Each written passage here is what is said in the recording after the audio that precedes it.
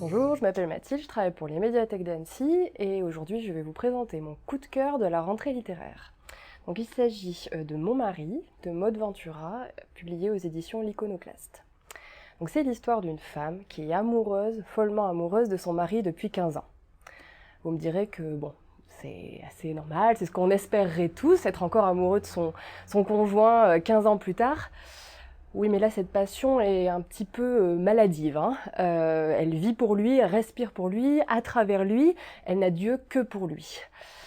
Jusqu'à noter ses moindres faits et gestes dans des petits carnets qu'elle dissimule, qu'elle relit, qu'elle analyse pour entrer dans l'esprit de son mari, le satisfaire, lui plaire et le comprendre. Donc c'est nous qui comprenons rapidement que cette femme a des failles, qu'elle manque beaucoup de confiance en elle, qu'elle se sent peu à sa place, et puis qu'elle a un certain amour pour le drame. C'est un roman vraiment sur l'amour. Vraiment, on se pose beaucoup de questions sur l'amour, on suit ses réflexions, jusqu'où va l'amour, comment se traduit l'amour et quelles sont ses limites.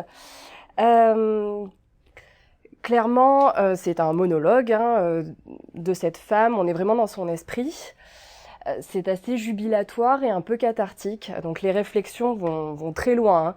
Elle va très très loin dans ses analyses, mais parfois on peut se retrouver dans ces doutes amoureux qui nous poussent à quelques folies. Donc c'est un roman qui se passe sur une semaine, du lundi au dimanche, et la tension monte petit à petit. Donc c'est un roman qui n'est pas dénué d'humour, vraiment il y a des parties assez savoureuses. Mais voilà, on se demande où est-ce que ça va aller, les gestes, les actes sont de plus en plus forts et on va pas être déçu par la fin. Voilà. Donc pour vous montrer un petit peu le style de l'auteur et voilà, vous voyez un petit peu jusqu'où ça peut aller, je vais vous lire un court extrait. Donc voilà, la femme et son mari sont à un dîner chez des amis et le repas se termine. Nous terminons le repas accoudés aux fenêtres. Dans la fumée des cigarettes et l'arôme du vin rouge, nous décidons de prolonger la soirée avec un jeu de société. À un moment de la partie, il faut associer chaque joueur à un fruit que l'on doit ensuite faire deviner à son équipe. C'est alors que mon mari choisit pour moi la clémentine. J'essaie de ne pas laisser voir à quel point je suis blessée.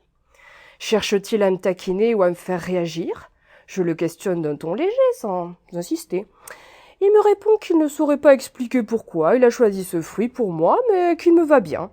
Et mon mari se lève, dans la foulée, pour se resservir du vin. Est-ce une coïncidence ou fuit-il la confrontation?